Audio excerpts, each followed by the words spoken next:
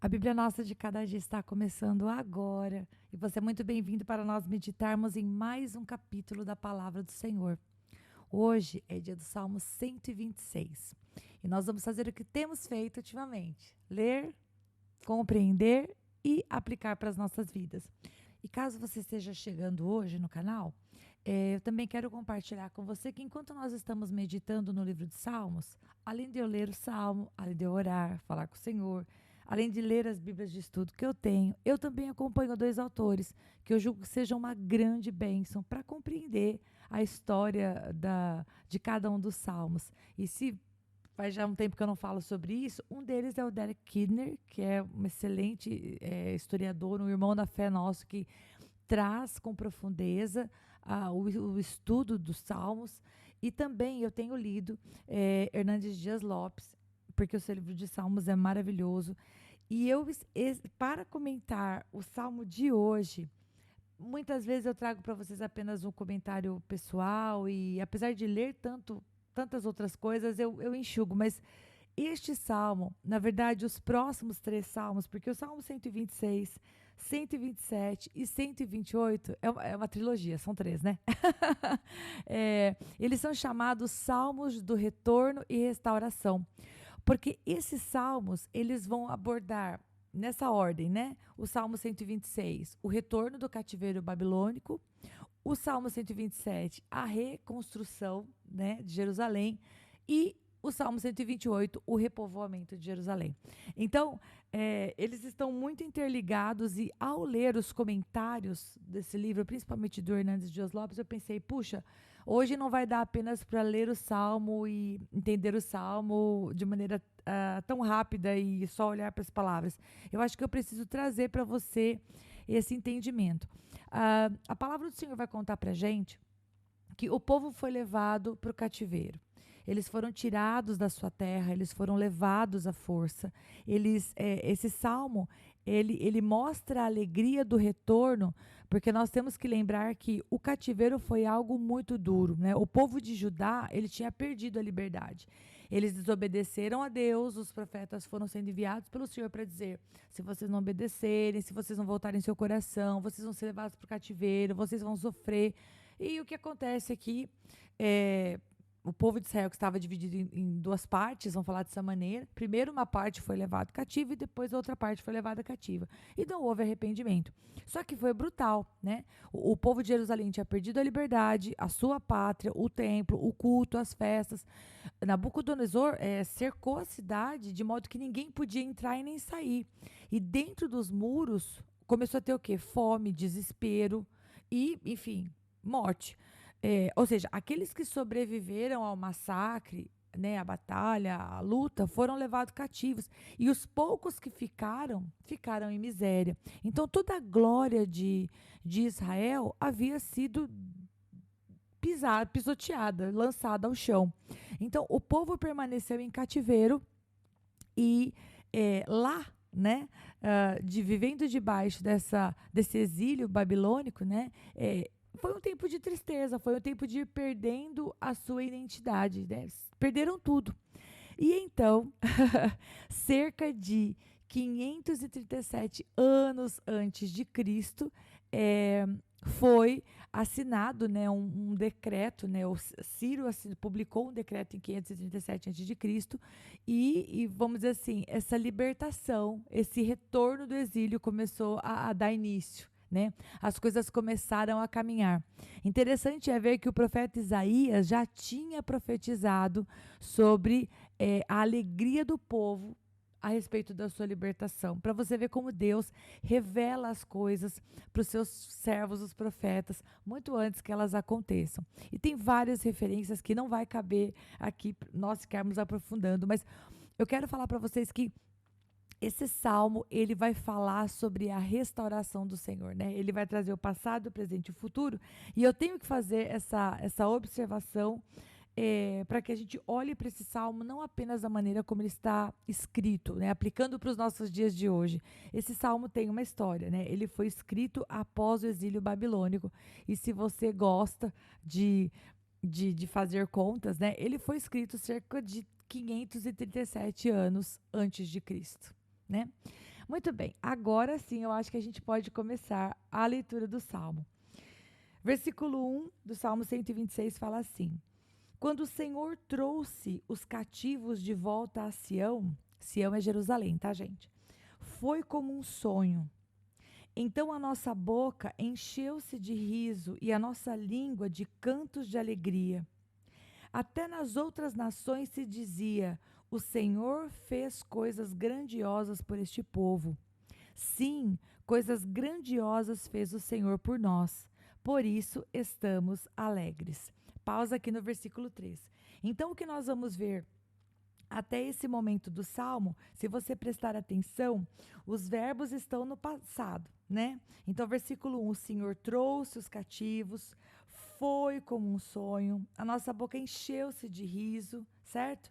Então, né, os outros povos diziam coisas, e versículo 3, coisas grandiosas fez o Senhor por nós. Então a gente observa que o salmista ele escreve da perspectiva de quem está olhando para trás, vendo o Senhor restaurar a sorte, vendo o Senhor através da sua mão poderosa libertá-los de um cativeiro, trazê-los de volta de uma condição de escravidão para o lugar de onde eles nunca deveriam ter saído se tivessem obedecido.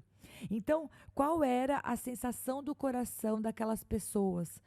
A boca se encheu de riso, né? A nossa língua, verso 2, de cânticos. Então, a alegria voltou para o coração do povo, porque eles estavam indo novamente para o lugar que o Senhor havia dado a eles. Era um tempo de recomeçar.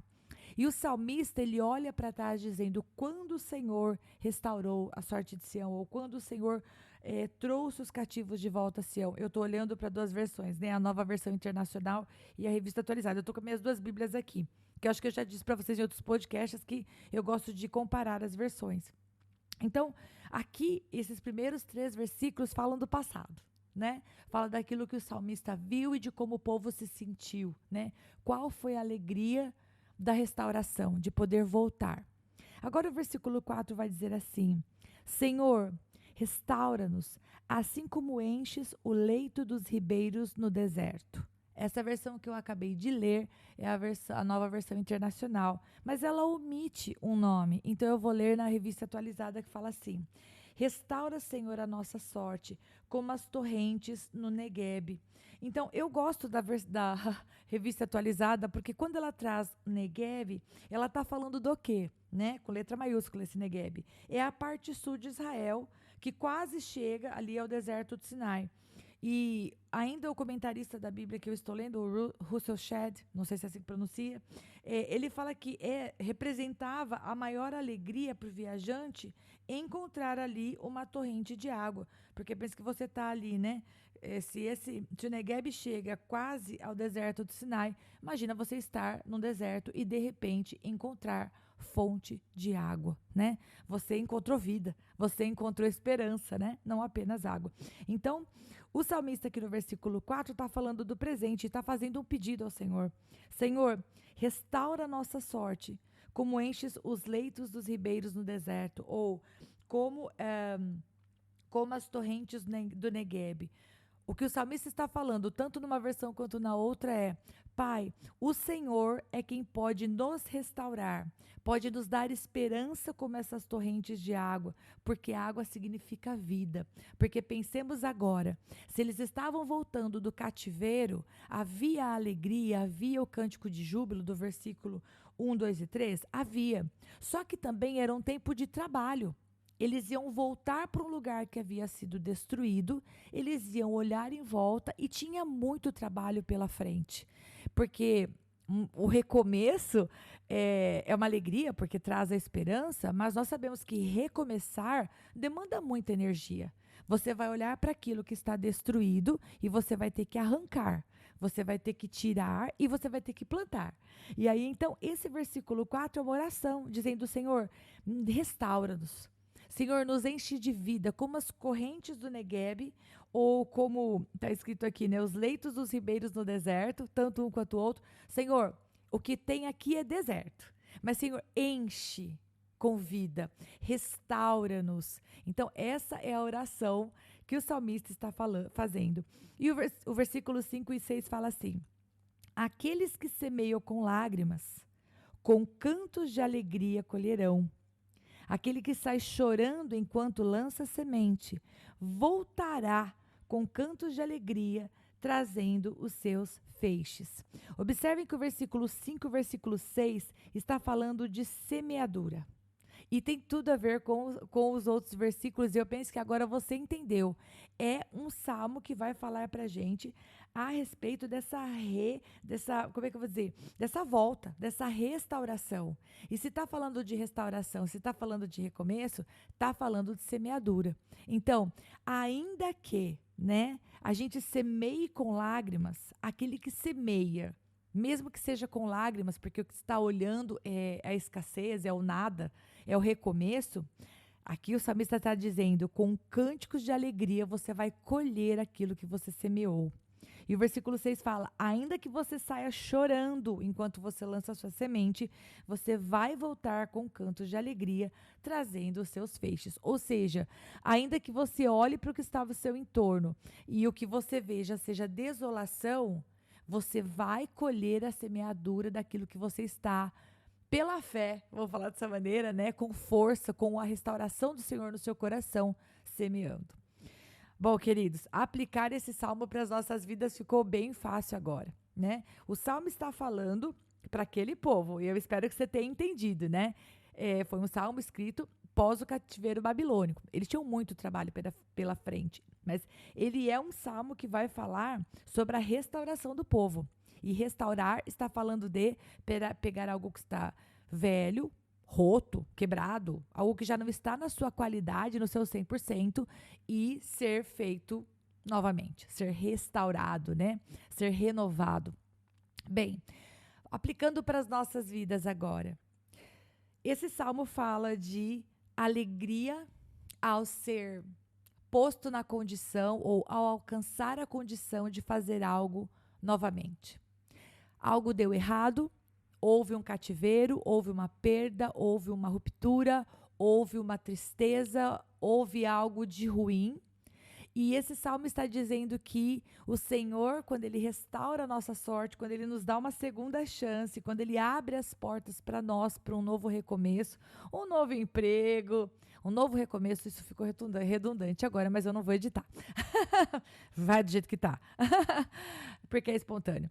Então, esse salmo ele está dizendo que ao recomeçarmos, o Senhor está conosco. Nós podemos pedir ao Senhor: Pai, quando o Senhor restaurou a minha sorte, né, você pode dizer isso para o Senhor: Pai, quando o Senhor me deu uma nova chance de fazer isto, um trabalho, um relacionamento, uma amizade, uma aliança familiar, um negócio, eu não sei.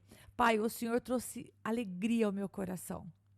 E Pai, eu preciso que o Senhor me restaure e me encha como um rio no deserto, né? Traga vida, como as correntes do Neguev. Por quê? Imagina só, imagina que a gente estivesse falando, por exemplo, de uma restauração de casamento.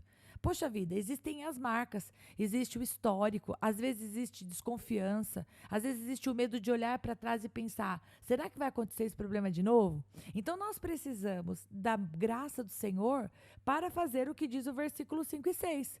Sair semeando, nem que seja chorando, mas a gente vai semear e a gente vai voltar com alegria com os nossos feixes, ou seja, com a colheita daquilo que nós plantamos. Então, que Deus traga sobre você, de acordo com isso que nós estamos lendo hoje, uma força, né? Uma unção nova sobre a sua cabeça, um óleo fresco sobre você, para que haja realmente restauração. E seja uma restauração não apenas daquilo que vai chegar diante de você para você recomeçar, mas que dentro de você haja o ânimo correto para pedir, como no versículo 4, a força do Senhor. Porque agora, falando do povo, Deus usou a vida do Ciro, né? Deus usou a vida de Nabucodonosor para levá-los para o cativeiro por causa da dureza do coração. E Deus também usou a vida de Ciro para que ele assinasse o decreto. E depois vai usar Neemias, e depois vai usar Esdras, porque o Senhor usa as pessoas para os seus propósitos. Então, peça para o Senhor: Pai, eu quero ser parte dessa restauração. Eu quero semear o certo. Não me deixa, Deus, ser guiada pelos meus medos. Senhor, não me deixa ser guiada pelas marcas do passado, Pai, não me deixa ser guiado por aquilo que fizeram comigo, né? Peça para que o Senhor te ajude hoje a estar pronta para o novo. Enquanto você e eu nós estamos olhando para o passado e para o cativeiro e para a tristeza e para a dor, a gente não está preparado para recomeçar. Esse barulho que você escutou foi eu batendo na minha própria mão. A gente não está preparado para recomeçar enquanto os nossos olhos estão no passado, porque a gente vai tender a repetir os erros, a agir pelo medo, agir pela nossa memória, para nós semearmos, como diz o versículo 5 e 6, da maneira de Deus, a gente precisa que o Senhor restaure e nos encha, como o versículo 4, no leito dos ribeiros do deserto. Que Deus encha o seu coração de fé, de esperança e que você dependa dele a cada passo nessa nova jornada, porque nós podemos fazer tudo diferente do que fizemos antes. Combinado? Que o Senhor Deus te abençoe. Eu te espero para nós meditarmos no Salmo 127, se o bom Deus me permitir. Em nome de Jesus. Até lá!